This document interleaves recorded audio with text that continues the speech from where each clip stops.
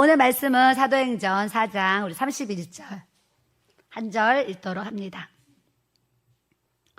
사도행전 4장 31절 같이 읽습니다. 사도행전 4장 31절 시작. 빌기를 다음에 모인 곳이 진동하더니 무리가 다 성령이 충만하여 담대히 하나님의 말씀을 전하니라. 우리 3번 더 읽습니다. 시작. 빌기를 다음에 모인 곳이 진동하더니 무리가 다 성령이 충만하여 담대히 하나님의 말씀을 전하니라. 빌기를 다음에 모인 곳이 진동하더니 무리가 다 성령이 충만하여 담대히 하나님의 말씀을 전하니라. 빌기를 다음에 모인 곳이 진동하더니 무리가 다 성령이 충만하여 담대히 하나님의 말씀을 전하니라. 아멘. 기도드립니다.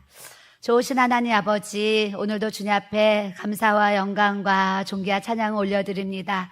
우리 한 사람 한 사람 하나님 앞에 얼마나 소중한 하나님의 자녀들입니까? 서로 주 안에서 이렇게 만남의 복을 주셔서 교회의 한 지체가 되게 하셨사오니 하나님 서로를 위로해주고 서로를 권면해주고 주님의 사랑으로 서로 잘 섬기고 하나님 우리가 예수 그리스도의 마음 가지고 예수 그리스도의 심장 가지고 하나님의 맡겨진 주님의 본분과 주님의 직분과 사명을 잘 감당할 수 있도록 우리 하나님 인도하여 주시고 아버지께서 축복하여 주시기를 아버지여 기도합니다.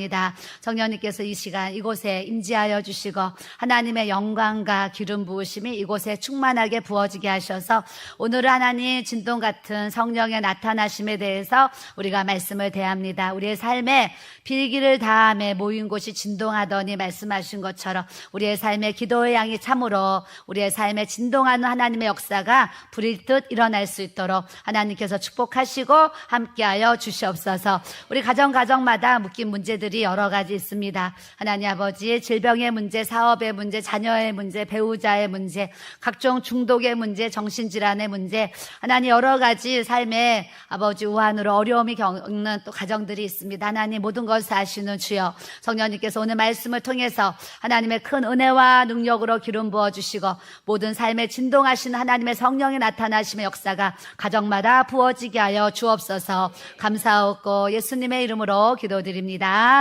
아멘. 빌기를 다음에 와우, 네, 새 가족이 등록을 해주셨습니다. 고정숙 권사님 누구세요? 가셨어요? 할렐루야. 우리가 일단 박수. 감사합니다.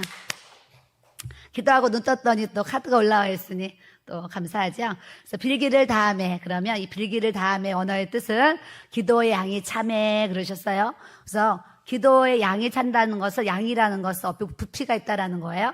그와 같이 사람마다 자기의 기도의 양이 이렇게 이제 있습니다. 저는 26살 때 이렇게 시집을 왔는데 23살 때 제가 우리 어머니를 만났습니다. 24살 1월 1일에 우리 어머니 만났는데 3년 동안 데이트 과정에 저희 어머니 만날 때 우리 어머니가 저를 보면 항상 하시는 얘기가 기도해라, 기도해야 산다, 기도가 호흡이다, 기도해야지 너 하나님의 도우심을 받는다, 기도. 계속 기도에 대한 잔소리라고 하면 잔소리. 아주 귀가 따가울 정도로 기도해라, 기도해야 산다, 기도가 호흡이다, 기도해 하나님 도와주신다, 이제 너의 인생이 하나님의 은혜를 입어야 된다, 기도. 우리 어머니가요 기도에 대한 아주 노래를 정말 저한테 많이 하셨어요.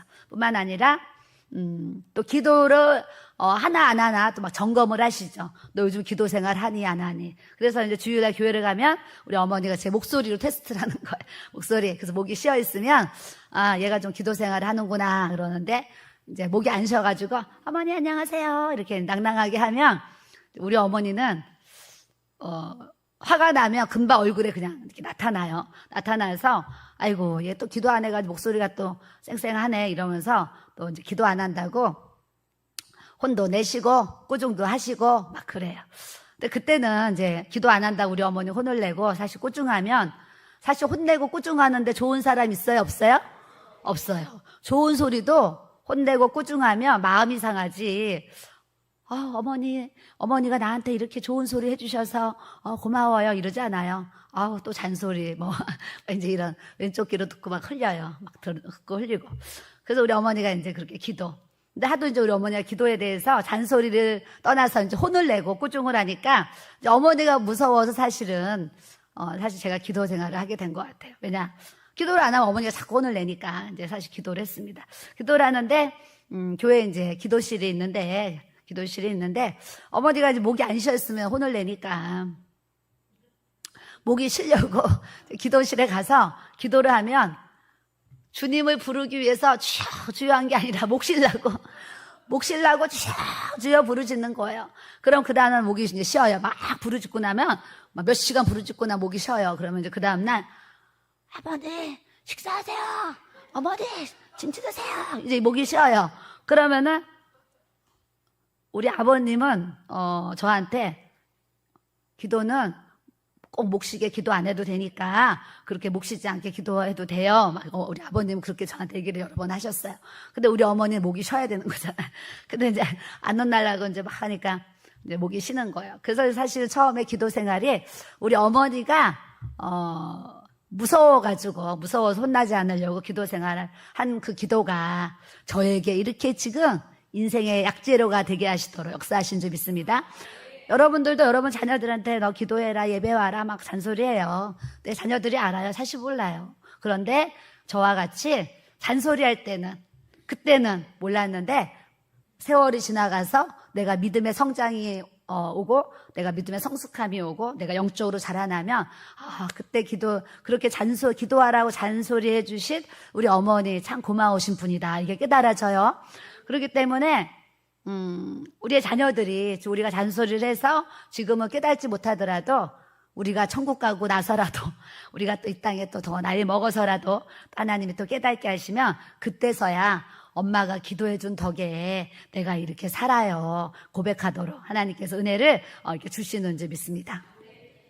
그렇게 하나님이 기도의 양을 주세요. 그래서 그때는 처음에 기도할 땐 30분 기도하고 또 1시간 늘고 2시간 늘고 방언 받고 나니까 더 많은 시간을 하나님 앞에 이렇게 기도를 하게 되었어요. 그 기도를 하면서 성령을 받고 이제 방언 체험을 하고 나니까 이제 기도가 이제 즐거워지는 거예요. 즐거워져서 기도 생활을 하는데 우리 아이들이 3살, 1살 한옥집에 살 때 3살, 1살이에요. 3살, 1살인데 기도가 좋으니까 이제 어머니가 기도하라 그래서 기도하는 게 아니라 내 스스로가 기도하는 시간이 너무 즐거워서 전 찬송가에 내 기도하는 그 시간 즐겁도다. 누가 지었는지 어쩌면 그렇게 내 마음과 꼭 맞는 찬양을 이렇게 찬송을 지었냐 이럴 정도로 기도하는 시간이 그렇게 즐거운 거예요. 즐거운데 아이들이 이제 3살, 1살. 근데 나는 성전에 가서 기도실에 가서 기도하고 싶은데 우리 아이들 때문에 못 가는 거예요. 그러니까 저녁 9시가 되면 아이들을 졸리지 않는데도 그냥 자라 하는데 아이들이 낮잠을 많이 자면 밤에 늦게 자잖아요. 그래서 제가요 9시 전에 잠을 재우려고 애들이 졸려가지고 낮에 잘라 그래도 자지 마 하면서 낮잠을 안 재우고 막 이렇게 이제 놀아주면서 막 잠을 깨우고 이러면서 저녁 9시만 되면 애들 재워놓고 이제 성전에 기도실에 가서 기도를 하는데 기도하는 시간이 얼마나 즐거운지 9시에 가서 제가 새벽 3시까지 6시간을 매일 기도를 하는데요. 지금은 무릎을 꿇으면 제가 예전에 발목을 이제 삔 적이 있어요. 그래서 그 뒤로 힐을 못 신고 이제 단화를 신게 되었는데 또 이렇게 무릎을 꿇으면 뭔가 이제 발목이 아프진 않는데 불편함이 좀 이렇게 있었어요. 그래서 제가 오랜 세월을 사실 무릎을 안 꿇고 그냥 의자 생활을 기도를 했고 또 나이를 먹으니까 또 이제 의자에 앉아서 기도를 이렇게 했어요. 근데 요즘에 이제 겟세마네를 하면서 자꾸 이렇게 무릎을 꿇고 싶은 마음이 또 이렇게 생겨요. 그래서 이제 좀 발목이 불편하지만 그냥 기도를 해야 되겠다. 그래서 요즘에 이제 근래에 제가 앞에 나와서 이제 무릎을 꿇고 기도하는데 하나님의 은혜로 무릎이 첫날 무릎을 꿇을 때는 오른쪽에 약간 불편함이 있었는데 그냥 기도해 하면서 무릎을 꿇고 기도했더니 그 무릎의 불편함이 싹 없어졌어요. 없어져서 요즘에 이제 무릎을 꿇고 기도하는데 문제는 뭐냐?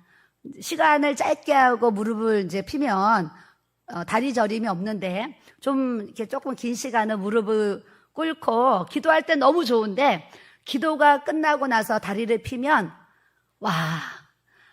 발부터 해서 다리 저림 있잖아요. 다리 저림이 오는데 이거를 감당할 수가 없어요. 얼마나 알죠? 저리는 거.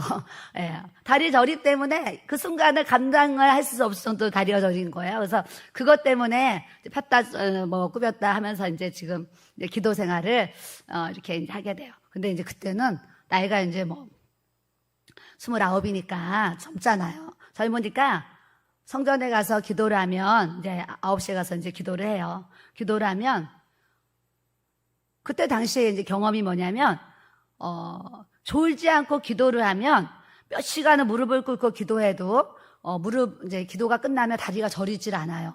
근데 어느 날 졸려서 이렇게 엎드렸다가 일어나서 이제 기도를 마치게 되면 이렇게 그 다리가 저리는 거예요. 그래서 참 신기하다 이제 그런 생각을 했었는데, 그때 이제 기도실에서 마귀가 뭔지 귀신이 뭔지 그런 거 알아요. 제가 영의생 이런 거 모르고 방언이 뭔지도 모르고 시집을 왔으니까요. 그랬는데 성도들이 이제 몇 분이 기도하고 이제 가요. 가면 저 혼자 이제 새벽 3시까지 이제 기도를 하는데, 이제 기도를 혼자 이제 하는 거예요. 하면 시커먼 도포를 쓴, 지금 얘기한 마귀죠. 시커먼 도포를 쓴 이 마귀가요. 그 뒤에 이제 기도방에 문이 있는데 그 앞에 이렇게 서 있는 거예요. 저를 바라보고 그 이제 귀신이 서 있어요. 서 있는데 이 머리까지 이렇게 이렇게 머리로 도포를 쓰고 시커먼 옷을 입고 그 문 앞에 이렇게 딱 서 있는 거예요. 나는 지금 십자가 앞을 보고 있는데 이 뒤에가 또 보여요. 지금 생각 그것도 한상이죠. 그때는 한상이 뭔지도 몰랐을 때예요. 근데 뒤에 나는 지금 눈을 감고 기도하는데 내 뒤에 문 앞에 그 이제 귀신이 보이는 거예요. 보이면 이 안에서 얼마나 무서움이 오는지요. 눈을 뜰 수 없을 정도로 무서움이 오는 거예요. 눈을 못 뜨는 거예요. 너무 무서워가지고. 그래서 막 눈을 뜨고서 이제 그 두려움이 확 와요. 확 오는데 그때 딱 무슨 마음이 드냐면, 무서움이 오면은 보혈 찬송을 부르라고 그랬지. 해가지고 제가 그때 부른 찬송이 내 주의 보혈을. 혼자서 막 무서운데 귀신은 내 눈에 보여요. 그런데 내 주의 보혈음 정하고 혼자 부르는 거예요. 부르면은요, 이 귀신이 문을 열고 밖으로 나가는 거예요. 제가 이런 체험을 여러 번 하게 되었어요. 그러면서 그때 신기하다. 귀신이 나타나면 보혈 찬송을 부르면 귀신이 나가네. 이런 걸 이제 그때 이제 기도 생활하면서 잠깐 경험을 했었습니다. 그러면서 이제 저에게 이제 기도의 시작을 하게 되고, 그래서 새벽 3시까지 이제 기도를 하고, 이제 집에를 가려고 이제 교회 마당을 나와서 조그만 골목이에요. 골목을 나와서 이렇게 하늘을 보면 하늘에 이제 별들이 있고 바람이 불면 이 담벼락 안에 나무들이 있는데 이 나무들이 살랑살랑 그 다른 집들의 그 마당에 있는 나무들이 살랑살랑 바람에 이렇게 흔들려요. 그런데 제 눈에는 그 별들이 노래하는 것 같고 이 바람이요 막 이렇게 하나님이 뭔가 성령에 막 움직이시는 것 같고 이 나무들을 보면 이 나무들이요 다 하나님을 막 찬양하는 것 같아요. 제가 예전 대한수도원에 한탄강에 가서 기도할 때요. 한탄강이 있으면 여기 이제 절벽에 사람들이 앉아서 주하고 기도를 해요. 거기서 이제 기도하다가 이제 주무시는 분도 있고 막 그래요. 그런데 거기서 이제 막 기도 생활할 때 한탄강 앞에서 이제 기도를 막 하면 이 한탄강 건너편에 수많은 나무들이 있는데 바람에 막 나무들이 이렇게 흔들려요. 그런데 저는 제 눈에는 저 나무들도 하나님을 찬양하는구나 이러면서 나무들을 보고 하늘에 막 별들을 보며 저 별들도 하나님을 막 이렇게 찬양하는구나 이러면서 성령이 충만해지면요 이 만물을 봐도 자연을 봐도 막 그런 자연들이 하나님을 막 찬양하는 것처럼 이렇게 막 느껴지는 그런 것을 제가 이제 경험했던 그런 기억들이 있습니다. 그래서 그렇게 이제 기도 생활을 시작하게 되었는데. 기도가 이제 즐거워지고 기도 생활을 또 이제 빌기를 다음에 이제 기도의 양이 딱 차니까 우리 목사님이 하루는 대한수원에 가서 3일 이제 기도를 하시고 이제 기도를 하고 집에 이제 오셨는데 이번에 가서 기도를 하는데 하나님이 나가서 교회를 개척하래 이제 그러셔가지고 이제 2차 저차 해가지고 이제 교회를 개척했습니다. 개척했는데 또 교회를 개척하고 보니까 엊그제까지 제가 집사였는데 갑자기 남편분이 남편이 이제 목회자가 되고 또 교회에 이렇게 이제 개척을 하게 되니까 갑자기 제가 이렇게 사모의 자리가 이제 된 거죠. 됐는데 나이가 32살이니까요. 사람들이 저에게 사모님 하면 너무 이렇게 부끄럽다라는 생각을 했어요. 나이도 젊은데 사모님 소리를 들으니까 참 부끄럽다 막 이런 생각을 하면서 제가 이제 사모의 길을 이렇게 걸어가게 됐는데 성전에서 하나님 앞에 이제 기도를 하면서 하나님, 제가 어느 날 이렇게 내 남편이 목사님이 되어가지고 제가 어느 날 이렇게 사모의 자리가 제 자리가 돼서 제가 사모의 길을 이렇게 걸어가게 되었는데 하나님, 제가 앞으로 사모의 일을 어떻게 해야 될까요? 그러면서 이제 혼자서 사모 세미나를 가봤어요. 무슨 지금같이 유튜브로 그런 세미나를 들어봤어요. 아무것도 모르는데 어떻게 해야 될까요? 이제 기도를 하는 거예요. 기도를 하면서 내가 하나님 앞에 잘하는 게 뭐가 있을까 생각을 해봤어요. 생각을 해봤는데 이제 그때 당시에 이제 사모가 됐는데 좀 피아노 잘 치면 좋잖아요. 근데 피아노도 못 배워서 피아노 반주도 못해요. 또 찬양대, 성가대가 있었거든요. 성가대라도 좀 쓸 수 있으면 좋은데 또 이게 성가대도 목소리가 이제 음치라서 성가대도 못 써요. 또 앞에 찬양팀에 좀 서가지고 앞에서 서서 좀 찬양도 하면 좋은데 이제 찬양팀도 못 써요. 또 요리를 생각하니까 가난한 집에 커가지고요. 매일 먹은 게 김치밖에 없고 김치볶음 김치찌개밖에 없어가지고 또 요리를 해본 적이 없어가지고 요리를 또 제가 전혀 요리를 못하는 거예요. 요리를 못하는데 제가 하나님, 저는 반주도 못하고 요리도 못하고 찬양도 못하고 못하는 게 너무 많은데 하나님, 제가 하나님 앞에 잘하는 게 뭐가 있을까요? 다 못하는 것 뿐이니까 잘하는 게 뭐가 있을까요? 오늘 우리 목사님이 밥솥에 밥 얘기하셨잖아요. 결혼하는데 요리를 해본 적이 없어요, 제가. 그래가지고 결혼하는데 요리 때문에 너무 걱정인 거예요. 그래서 하루는 우리 목사님한테 나는 이제 결혼하는데 너무 걱정이 있다 그랬어요. 그랬더니 걱정이 뭐냐요. 그래서 내가 요리를 배운 적이 없어가지고 요리를 전혀 하지 못한다고 그랬어요. 그랬더니 그때 우리 목사님이 걱정하지 말래요. 그래서 왜요? 그랬더니 내가 취미가 요리야 그러시는 거예요. 그래서 요리가 너무 재밌어가지고 요리 학과를 가고 싶은 마음도 가졌었다는 거예요. 그래서 나는 요리가 취미니까 걱정하지 말래요. 그래서 결혼해가지고 이제 우리 목사님 출근하면 아침에 오늘 저녁은 닭도리탕이야. 닭 한 마리, 당근, 감자, 대파 재료를 사다 놔 그래요. 그럼 내가 시장 가서 이렇게 재료를 사다가 이제 씻어놔요. 그럼 목사님이 퇴근해가지고 착 해가지고 닭도리탕 탁 해주고 하면서 이제 항상 이렇게 요리를 우리 목사님이 이렇게 해주셨어요. 근데 그게 이제 이렇게 좀 생활의 습관이 되다 보니까 우리 목사님이 그동안 요리를 많이 해주셨어요. 해줬는데 사실 몇 년 전까지만 해도 우리 목사님이 남자의 자존심이래요. 밥만큼은 시키지 말라 그랬거든요. 그래도 내가 남자의 자존심이라는 게 있는데 내가 밥은 절대 안 할 거니까 당신 나한테 밥하는 건 절대 시킬 생각 하지 마 그랬었어요. 그래서 그냥 알았어요. 내가 밥을 했는데 근래에 밥을 올렸는데요. 나는 취사를 안 눌렀는데 밥이 돼 있는 거예요. 그래야지 이게 보온으로 밥이 돼가지고 밥이 막 설었잖아요. 또 얼마나 감사해요. 목사님이 그 서른 밥 한번 드시더니 안 되겠다고 해서 그다음부터 목사님이 하시는 거예요. 내가 일부러 그런 것도 아니고 나는 분명히 취사를 안 눌렀는데 그게요. 그냥 보온으로 밥이 돼버린 거예요. 그랬더니 한번 고생을 하시더니 안 되겠다면서 그때부터 지금은 밥까지 다 해주셔가지고 이 남자의 자존심을 다 내려놓고 이게 사실은 또 이렇게 은혜를 하나님이 또 저에게는 은혜입니다.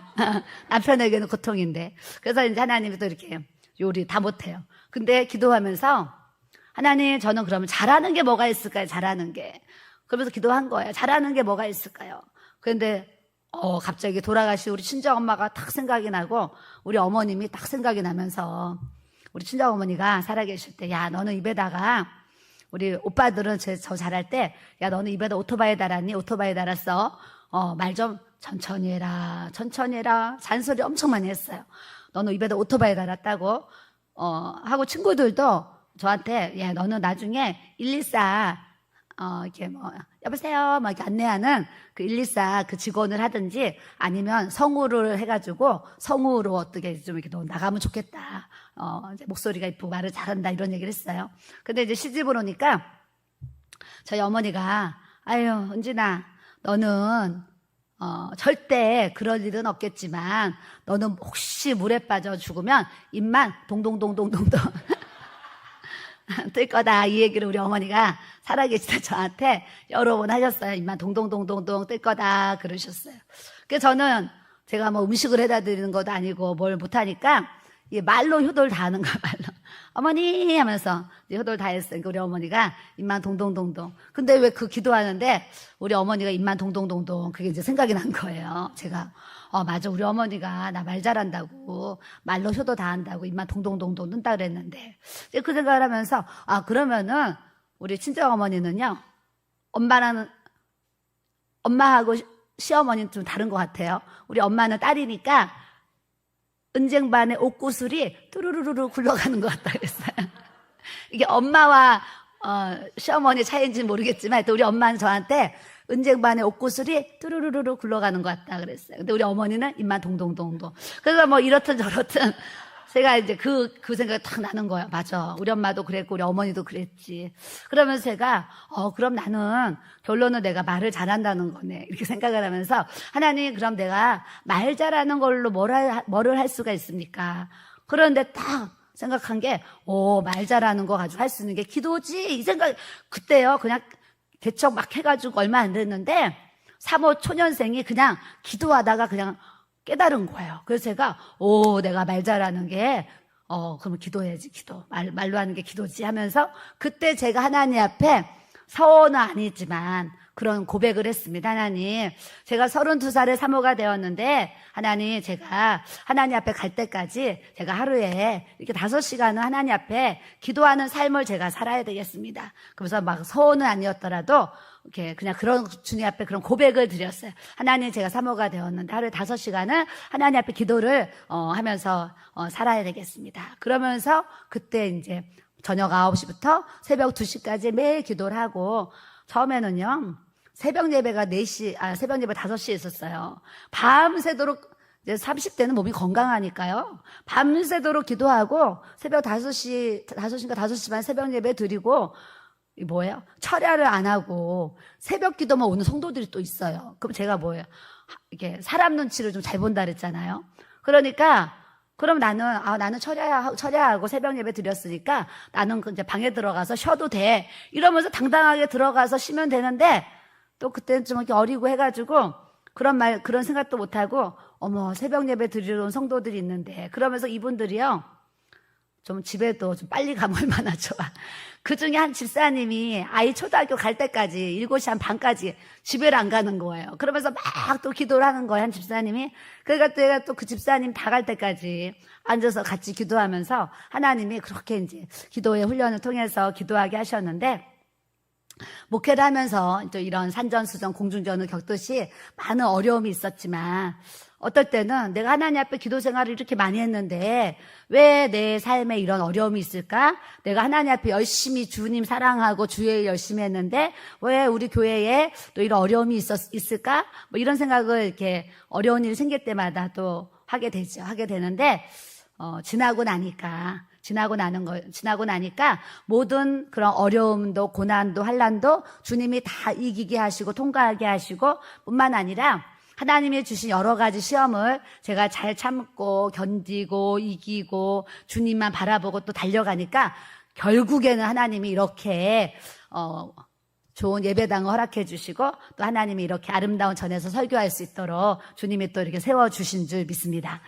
그래서 우리는 고난을 좋아하는 사람은 없어요. 근데 고난을 당하는 것이 하나님이 유익이라고 그러시는 거예요. 근데 고난 당할 때는 이 고난이 나에게 유익입니다, 이런 고백 어려워요. 어려운데 이제 고난이 지나고 나면 그 고난 때문에 내가 하나님을 더 가까이 하게 되었고, 그 고난 때문에 내가 또 하나님만 바라보게 하고, 그 고난 때문에 내가 하나님으로 더 채우게 하셨지. 내가 만약에 그 고난이 없었다 그러면 지금 주님 떠나 있을 수도 있고 주의를 안 지키는 사람이 될 수도 있고 구원을 받은 것 같지만 받지 못한 이제 자리에서 내가 살아갈 수 있었는데, 종교 생활하고 종교인이 될 수 있는 상황들이 있었는데, 하나님이 나를 사랑하셔서 이 고난을 허락하셔서 이 고난을 통해서 하나님을 더 가까이, 하나님을 더 알게 하시고 더 깊이 주님을 만나는, 고난이 나에게 유익이 되게 하시고, 믿음의 통로가 이렇게 되게 하셨구나, 우리가 생각하면 정답인 줄로 믿습니다. 저도 우울증 걸렸을 때요, 내가 사모되고 싶어서 사모된 것도 아니고, 내 남편이 목사님이 되고 하나님이 어느 날 되게 하셔서 여태까지 왔는데, 내가 사모의 길을 걸어오면서 딴짓한 게 아니잖아요. 제가 뭐 쇼핑하는 걸 좋아해요, 뭐 막 여행을 좋아해요. 그냥 매일 그냥 교회에서 기도하고 나가서 전도하고 성도들 신방하고, 정말 저 나름대로는 하나님의 일을 열심히 한다고 정말 뛰어다니면서 열심히 이제 그렇게 수고를 했는데, 그 결과가 성도들은 다 떠나고, 저는 우울증에 걸리고, 자살해서 죽으면 지옥 간다는 얘기는 다 들었잖아요. 막 그런 얘기는 듣고, 내 삶은 죽을 것 같고, 이런 이제 고통이 있었는데, 보세요. 제가 그때요, 그렇게 제 인생에, 내 인생이 맨 밑바닥이야 생각할 그때, 제가 하나님을 부인하고, 하나님이 어디 계셔? 내가 그동안 어떻게 살았는데, 내가 그동안 어떻게 하나님께 했는데, 기도했는데, 봉사했는데, 섬겼는데 하면서 막 하나님 원망하고 불평하고 막 내가 이렇게 살았다고 하면 그냥 그렇게 그냥 제가 나락으로 떨어졌을 거예요. 그런데 그런 죽을 것 같이 힘든 그런 고난 가운데도 그냥 저녁 먹으면 기도처에 기도하러 가야지, 그러면서 기도하러 가는 거예요. 나는 죽을 것 같은데 그냥 기도하러 가는 거예요. 그래서 기도하러 가서 기도의 자리에 제가 있었는데, 그 고난 속에서, 죽을 것 같은 그런 고난 속에서 기도의 시간이 되면 그냥 기도의 자리에 가서 있는 거예요. 있으면 하나님이 또 만져주시고 뭔가 또 위로도 주시고 이렇게 이제 은혜를 주시는데, 그때 그 1년의 우울증이라는 그 어려운 고난의 터널을 지나갈 때, 그때 제가 예수님 만나고 성령의 불 받고 환상이 열리고 막 입에서 예언이 나오고, 또 아픈 분들 손 얹고 기도하면 막 병들이 낫고 또 부흥회 다니고, 만약에 그 1년이란 고난의 시간이 없었으면 지금 제가 어떻게 돼 있겠어요? 그냥 그저 그런 사모로 제가 살아갔을 것 같아요. 하나님이 우리에게 고난을 주신 것은 앞으로 더 큰 은혜와 축복과 선물을 주시려고 그 고난도 허락하셨다고 여러분들이 말씀을 통해서 믿어야 될 줄로 믿습니다. 그래서 저는 상담하러 오시는 분들이 이런 얘기를 여러분 정말 자주 들어요. 오면요, 안 되는 일을 얘기를 해요. 그러면서 거기까지만 얘기해야 되는데, 하나님이 원망스러워요. 하나님이 왜 나한테 이러시는 거예요? 하나님이 살아계시는 거예요? 막 이러면서 막 하나님을 막 원망하고 막 불평한 소리를 막 입에서 쏟아놓는 분이 있어요. 그럼 제가, 하나님은 성도님한테 주식 투자해서 망하라고 하신 적 없어요. 제가 그래요. 주식 투자해서 망했는데 하나님은 원망하는 거예요. 그래서 제가 뭐라 그랬냐면, 하나님은 당신한테 주식 투자라고 하신 적이 없으세요. 어떤 분은 집을 샀는데 막 하나님은 집 사러 가신 적 없잖아요. 본인이 주식 투자했고, 본인이 그냥 많은 빚을 90% 대출 받아가지고 막 집을 사고, 뭐 이런 상황 속에서 그런 어려움이 있는데, 그거를 하나님 내가 잘못해서 나의 부족으로 하나님 내가 이렇게 어려움이 있는데 하나님 저를 도와주세요, 이렇게 나가야 되는데, 하나님이 왜 나를 망하게 하시고 하나님이 나를 왜 이렇게 어렵게 하시느냐고 막 원망하고 막 불평을 쏟아내는 분들이 있어요. 그래서 제가 하나님 앞에 절대 원망하고 불평하지 마세요. 그러면 고난이 길어집니다. 제가 이 얘기를 해요. 여러분들도 살다 보면 절망 가운데 막 힘들고 어려운 일들이 일어나요. 그럴 때 하나님을 원망하고 불평하는 것이 아니라, 이 절망 속에서 내가 과연 하나님 앞에 어떻게 나아가는 것이 하나님의 뜻일까, 이렇게 생각하면서 하나님의 영으로 인도함을 잘 받는 이 믿음의 삶을 우리가 살아야 될 줄로 믿습니다. 그래서 저는 여러분들에게 기도의 양이 있다는 거 얘기하고 싶은 거예요. 기도의 양. 그래서 저도 이제 그런 기도 생활을 한 30년의 기도 생활을 지금까지 해왔습니다. 해오고 지금은 또 하나님 철야에 감동을 주셔서 철야를 하고 있는데, 저도 이 철야를 언제까지 제가 할 수 있을지 저도 모르겠어요. 그런데 처음에는 이제 막 힘들고 어려우니까 제가 이제 100일까지만 해야 되겠다면서, 사실 이번 주도 금요일인가 토요일 날 이제 100일이에요. 처음에는 100일까지만 해야 되겠다라는 생각을 했었어요. 근데 100일이 이제 내일 모레인데 막 하나님이 이렇게 기도에 이렇게 체력도 주시고 또 막 이렇게 어떤 힘도 주시는 거예요. 그래서 이제 계속 진행형으로 가려고 하고, 하나님이 또 언제까지는 모르지만 여러분, 우리가요 시간이 있으니까 기도할 수 있는 거예요. 기도할 수 있는 건강이 있으니까 기도할 수 있는 거예요. 우리가 시간 없어도 기도 못하고요, 어느 날 몸 아파서요 건강 잃으면 우리가 철야기도 하고 싶어도 못할 그날이 온다니까요. 그래서 저는 나에게도 그런 날이 언젠간 오잖아요. 그렇기 때문에 지금 시간이 있을 때에, 하나님 건강 주셨을 때에 하나님 앞에 기도에 단을 쌓아야지, 이런 마음으로 또 기도를 하는데, 또 하나님의 은혜가 뭐냐면 하나님이 시키신 이 철야 기도가 요즘에는 기도를 하면 이게 중보 기도의 어떤 이 사명, 원래 중보 기도 해왔잖아요. 그런데 그냥 이 마음에 더 중보 기도에 대한 막 이렇게 부르심과 사명을 막 저에게 주시는 거예요. 그러면서 진짜 지구를 마음에 품고 제가 기도한다니까요. 지구를 마음에 품고 막 기도하게 되고, 내가 기도하지 아니하면 어떻게 되나, 막 이런 생각이 막 절로 들면서 하나님이 더 기도의 영을 이제 부어주셔가지고 또 열심히 이제 기도를 하고 있는데, 보세요. 기도의 양이 차면 무슨 일이 있냐면 모인 곳이 진동하더니 그러는 거예요. 여러분, 하나님의 도우심 받기 원하고 하나님이 여러분들의 삶에 개입하셔가지고 뭔가 좀 폭발적인, 뭔가 세상이 쇼킹한 어떤 막 그런 것들이 탁 일어나기 원하시잖아요. 근데 그런 것이 아무 때나 일어나는 것이 아니라 하나님 앞에 기도의 양이 차고 성령의 충만함이 일어날 때 우리의 환경이 진동하는 역사가 일어난다고 주님이 말씀해 주신 줄 믿습니다. 보세요. 담대히 하나님의 말씀을 전하니라. 여러분, 설교하는 것도요, 하나님이 성령 충만함이 부어져 있어야죠. 이 설교도 담대히 할 수가 있고요.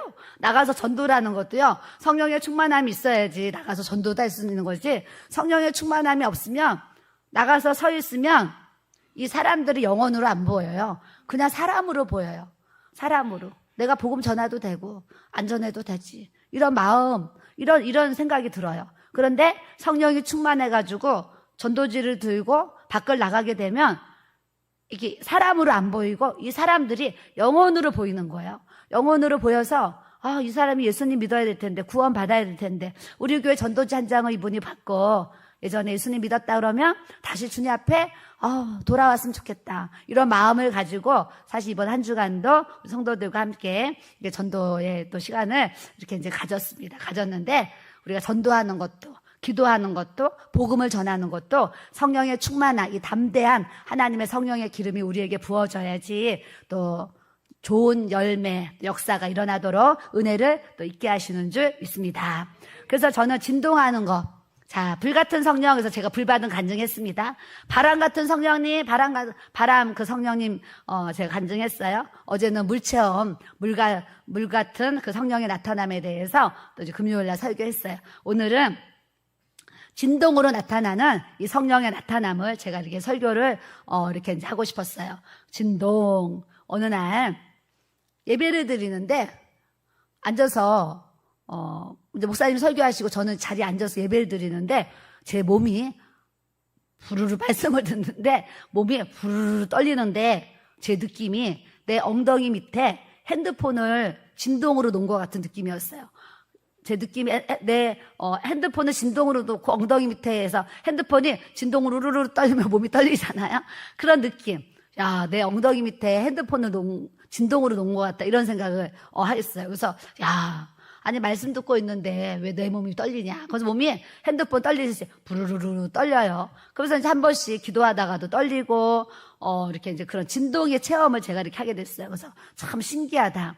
이렇게 이제 말씀 듣고 뭐 기도할 때 그런 이제 진동으로 나타나는 어떤 성령의 기름 부으심을 제가 이제 체험을 했어요. 체험해서 이제 그런가 보다 했는데, 대전에 이제 부흥회 초청받아가지고 우리 목사님이랑 대전에 이제 집회를 갔는데, 집회가 끝났는데 장로님 가정이 이제 식사를 이제 대접하겠다고 하셨어요. 그래서 이제 식사를 대접해 식당에 갔는데, 그 장로님 부부가 따라오셨는데 청년 아들이 거기도 이제 같이 참석을 했어요.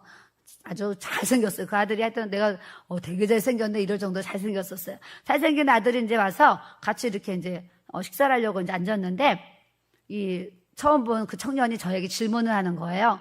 사모님, 저 질문이 하나 있습니다. 그러는 거예요. 그러니까 장로님이랑 권사님이 좀 당황하시는 거예요.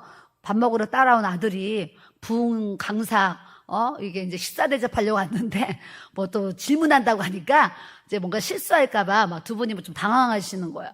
그래서, 질문하세요. 제가 이제 그랬더니, 오늘 사모님 말씀 듣고 나서, 이제 통성기도 하는데, 제 몸에 진동이 와가지고요. 제 몸이 부르르르 떨렸어요.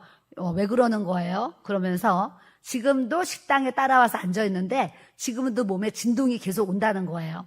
근데 자기는 식사에 나올 계획이 없었는데 몸에서 계속 진동이 일어나가지고 내가 밥 먹는데 따라가가지고 질문을 해야 되겠다 생각해서 거기를 따라왔다는 거예요. 그래서 제가 성령의 기름 부으심이 지금 이제 몸을 통해서 진동을 하나님이 이제 역사해 주시는 겁니다. 이제 그렇게 이제 얘기를 해줬어요.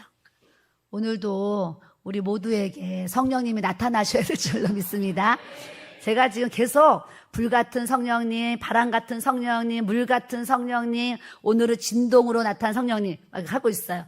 이런 설교를 계속하는 이유가 저는 우리 교회 성도님들이 이게 성령의 나타나심, 성령의 기름 부으심이 충만하게 부어져서 이런 다양한 영적 실상도 또 경험하면 더 좋고 또 여러분들에게 직접 바람이 불지 않아도 직접 진동이 오지 않아도 성령의 충만함이 부어져서 담대히 우리가 복음을 위해서 살아갈 수 있는 이 믿음의 삶이 돼야 될 줄로 믿습니다.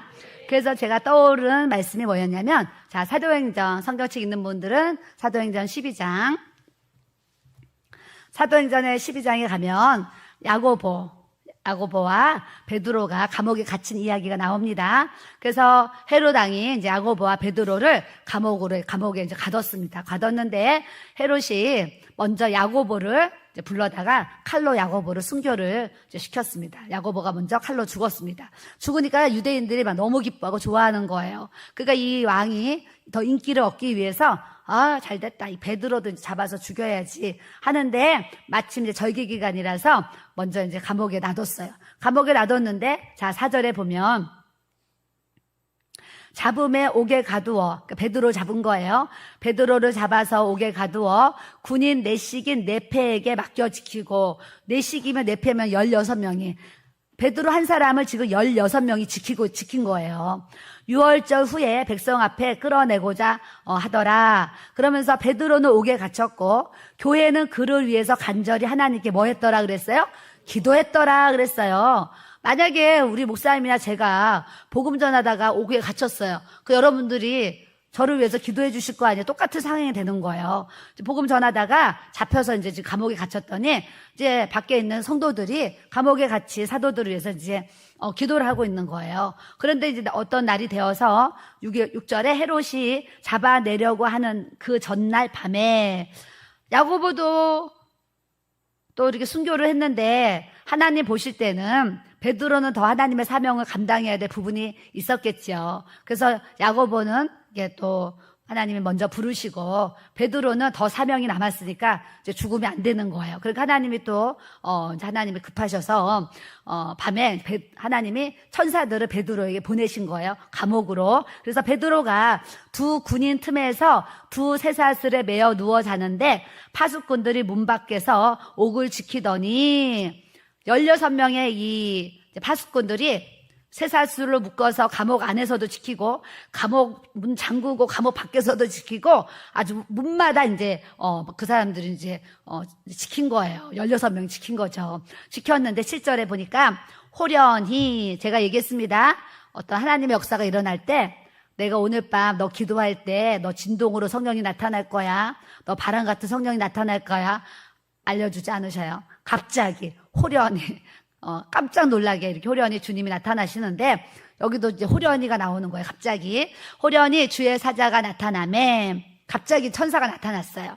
옥중에 광채가 빛나며 이제 감옥이니까 뭐 이 시대에 뭐 이렇게 좋은 뭐 현관등이 있었겠어요. 이제 뭐 달빛 불빛 아니면 껌껌했겠죠. 그래서 껌껌한 곳에서 이제 베드로가 그 이제 파수꾼들과 같이 잠이 들어서 자고 있었겠지요. 자고 있는데 이 천사들이 나타나니까 광채가 쫙 비치는 거예요. 제가 여러 번 그 얘기했잖아요. 예수님이 오실 때마다 제가 작은 스탠드 하나 켜고 기도 생활을 하는데 예수님이 오시면 여기보다 밖에 대낮보다 더 밝게 광채가 비쳤다, 이 얘기를 제가 했는데 똑같은 사건이 여기도 일어난 거예요. 저도 어두운 곳에서 기도할 때 주님이 오시면 광채가 이제 비춰졌는데 이 어두운 감옥 속에도 주님의 천사들이 나타나니까 빛난 광채가 비춰지는 거예요. 그래서 거기가 환해졌겠죠. 좀 상상을 해보세요. 환해진 거예요. 그랬더니 천사가 베드로 옆구리를 툭툭 치면서 일어나 깨우는 거예요. 옆구리를 쳐서 깨워 이르되 급히 일어나라. 그러면서 베드로가 일어났더니 그 다음이 너무 말씀이 은혜돼요. 쇠사슬이 그 손에서 벗어지더라 그러는 거예요. 이제 묶인 것들이 벗어지더라. 열쇠로 열었겠어요? 아니에요. 주님 말씀하시면 자동으로 이제 열리는 거예요. 더 이제 은혜되는 말씀은 8절에 천사가 이르되 띠를 띠고 신을 신고 겉옷을 입고 나를 따라와라. 베드로가 야, 이게 생시야, 이게 꿈이야, 와, 이게 현실이야, 이게 환상이야. 이제 막 자기도 막 정신을 못 차리고 이거 지금 당하고 있는 거예요. 근데 9절에 베드로가 나와서 따라갈새 천사가 하는 것이 생시인 줄 알지 못하고 환상을 보는가 아니라 그랬어요. 근데 10절에 이에 첫째와 둘째 파수를 지나 시내로 통한 새 문이 이제 자물통으로 잠겨 있었겠지요. 새 문에 이르니 문이 저절로 열리는지라 그러는 거예요. 열쇠로 연 게 아니라 그냥 문이 저절로 열리는 거예요. 우리 인생에 이런저런 많은 문제들이 있는데요. 우리가 기도하면 저절로 열리고 저절로 풀려지고 저절로 해결되어지는 놀라운 하나님의 역사를 하나님이 우리의 인생의 삶에 베풀어 주시는 줄 믿습니다. 그래서 우리가 하나님을 기적의 하나님, 능력의 하나님, 이적의 하나님 그렇게 고백하는 거예요. 그렇게 베드로에게도 그런 기적의 하나님 나타나셔서 천사들이 나타나고 문이 막 쇠사슬이 풀리고 문이 저절로 열리는 막 놀라운 이제 은혜를 경험했어요. 근데 더 우리가 좀 이제 깨달아요. 나도 여러분도 우리가 이런 말씀을 통해서 내가 이렇게 비춰지죠. 보세요. 12절에 깨닫고 마가라는 요한의 어머니 마리아의 집에 가니 여러 사람이 거기에 모여서 뭐 하고 있었어요? 기도하고 있더라. 베드로가 지금 옥중에 있고 곧 지금 거기서 이제 죽을 수가 있으니까 이제 사랑하는 가족들이나 또 이제 형제들이 모여서 이제 마가의 그 다락방에서 기도하고 있는 거예요. 전심으로 기도를 하고 이제 하나님 베드로를 뭐라고 기도했겠어요? 옥에서 풀어내 주시옵소서 기도를 했겠죠. 여러분들도 막 기도하잖아요. 하나님 우리 자녀 뭐 어떻게 해주세요. 뭐 어떻게 해주세요. 기도를 해요. 기도를 하는데 하나님은 그 기도를 들으시고 응답하는데 안 믿는 분도 사실 많이 있어요. 많이 있는데 자 13절 베드로가 대문을 두드리는데 로데라는 여자아이가 영접하러 나왔다가 베드로가 문 열어 그랬을 거 아니에요. 그러니까 이 여자아이가 감옥에 있는 베드로가 이 한밤중에 나타났으니까 너무 놀란 거죠. 그래서 문 열기도 너무 놀래가지고 이제 거기 기도하는 팀들에게 가서 베드로가 지금 문 밖에 왔습니다. 베드로가 문 밖에 왔습니다. 이렇게 얘기를 하는 거예요. 그랬더니 14절에 사람들이 뭐라 그러냐면 야 너가 미쳤구나 미쳤어 그러는 거예요. 베드로가 대문 앞에 있다니까 15절에 보세요. 그들이 말하되 내가 미쳤다 하나 그러는 거예요. 야 너 미쳤구나 미쳤어. 왜요? 감옥에 있는 사람이 밖에 와 있다 그러니까 안 믿는 거예요. 우리가요 이런 모습일 때가 사실 많아요. 우리가 하나님 앞에 기도했어요. 하나님 응답을 하셨거든요. 그런데 그 응답이 왔을 때 아니야 이거 잘못된 거야 막 이러면서 못 믿는 일들이 막 일어난다니까요. 그래서 여자아이가 힘써 말하되 참말이래요. 진짜라니까요. 진짜 왔다니까요. 막 얘기를 하는 거예요. 그랬더니 또 뭐라 그런지 아세요? 그들이 말하되 그러면 그의 천사라 하더라 그러는 거예요. 베드로라고 그렇게 얘기하는데도 아니야. 베드로 돕는 천사들이 왔나 보지 얘기하는 거예요. 그런데 베드로가 문 두드리기를 그치지 아니하니 그들이 문을 열어 베드로를 보고 어떻게 했대요? 놀라는지라 그러는 거예요. 제가 이제 복음 전하다가 뭔가 이제 밖에서 불법해서 감옥에 갔어요. 여러분들이 막 이제 여기서 기도를 한 거예요. 기도를 했는데 하나님이 천사를 보내셔서 제가 감옥에서 딱 풀려나가지고 이 성전 문 앞에 나가지고 문이 잠겨 있는 거예요. 그래서 문 열어주세요, 문 열어주세요. 제가 감옥에서 나와서 지금 왔어요. 그래서 여러분들이 이 안에서 이거 뭐야, 이거 잘못된 거야, 이거 이상한 사람이 왔나 봐 하면서 막 이제 못 여는 거예요. 근데 문을 열었는데 제가 딱 서 있는 거예요. 그랬더니 여러분들이 다 놀래가지고 이거 뭐야? 기도해놓고도 놀래는 거예요. 우리의 믿음이 이런 상황들이 일어날 때가 굉장히 많이 이렇게 있는 것 같아요. 그래서 우리는 기도할 때는 내가 기도한 것, 내가 구한 것을 하나님이 들으시고 응답하신 것을 우리가 믿고 감사함으로 나가야 될 줄로 믿습니다. 자, 18절에요. 나리샘의 군인들이 베드로가 어떻게 되었는지 알지 못해서 적지 않게 소동하니. 베드로 죽이려고 감옥에서 데리고 나오라 그랬더니 갔더니 감옥 문이 다 잠겨 있는데 베드로만 없어진 거예요. 그러니 이 사람들이 소동이 당연히 일어나죠. 열쇠를 열어서 문이 열려 있으면 누가 와가지고 열어서 데려갔나 보다 할 텐데 세상에 파수꾼들은 다 서 있고 문은 다 잠겨 있는데 쇠사슬만 풀려서 사람만 없어졌어요.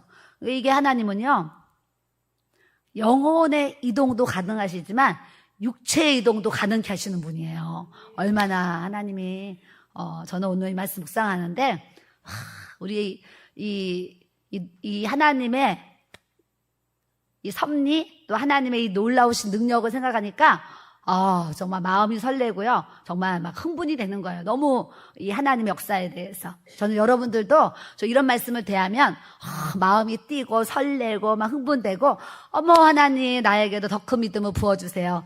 기도할 수 있는 또 우리가 돼야 될 줄로 믿습니다.